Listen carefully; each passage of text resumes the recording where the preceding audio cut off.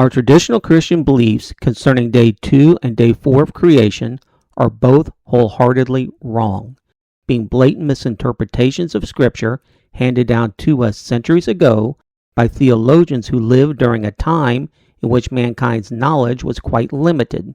Their limited knowledge is what compelled those theologians to form literal interpretations where figurative interpretations were needed.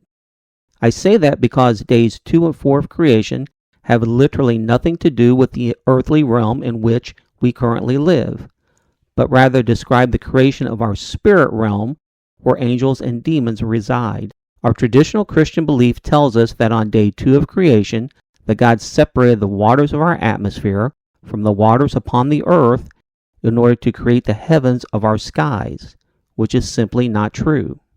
Genesis 1:6-8 reads, "And God said, Let there be a firmament in the midst of the waters, and let it divide the waters from the waters. And God made the firmament, and divided the waters which were under the firmament from the waters which were above the firmament. And it was so. And God called the firmament heaven, and the evening and the morning were the second day." This verse specifically states that God called the firmament heaven with a capital H.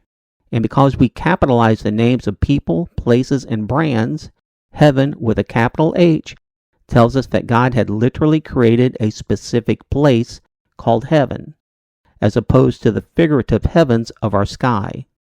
This firmament called heaven exists as the physical properties that comprise our eternal resting place of heaven, which exists within our spirit realm. However, it is important to note that on day 2, God had created a lifeless heaven that did not yet have the spiritual life forms of angels and demons within it.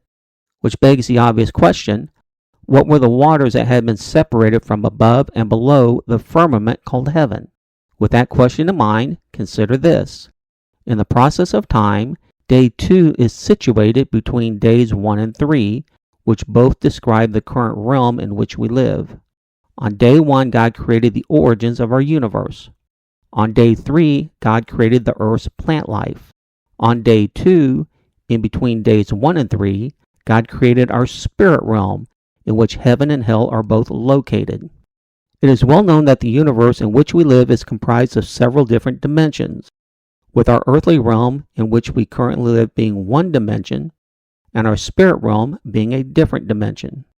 The waters mentioned in day 2 of creation that existed above and below the firmament called heaven are figurative waters used to distinguish the boundaries between our current and spiritual realms. Or in other words, on day 1, God created the dimension of our universe.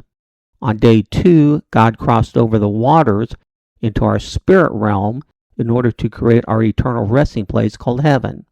On day 3, God crossed back over the waters in order to create plant life upon the earth.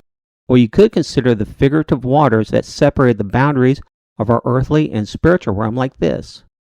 When the children of Israel left Egypt en route to the Promised Land, they crossed through 3 different dimensions. On day 1, they existed as slaves in Egypt. On day 2, they existed as nomads in the wilderness. On day 3, they began to conquer their Promised Land. The firmament of their day 2 wilderness was separated by the waters that created their boundaries below and above it. Below the wilderness existed their Red Sea waters that they had to cross in order to enter into their wilderness dimension, while above the wilderness existed their Jordan waters that they had to cross in order to enter into their Promised Land dimension. For just as the dimension of their wilderness had been separated by the literal waters that existed both below and above it, so too is our spirit realm separated from our earthly realm by the figurative waters that create the boundaries of our differing dimensions. Which now brings us to day 4 of creation. Genesis 1:14-19 reads, "And God said, Let there be lights in the firmament of heaven to divide the day from the night, and let them be for signs and for seasons and for days and years. And let them be for lights in the firmament of heaven to give light upon the earth. And it was so. And God made 2 great lights, the greater light to rule the day, and the lesser light to rule the night. He made the stars also. And God set them in the firmament of heaven to give light upon the earth, and to rule over the day and over the night, and to divide the light from the darkness. And God saw that it was good, and the evening and the morning were the fourth day.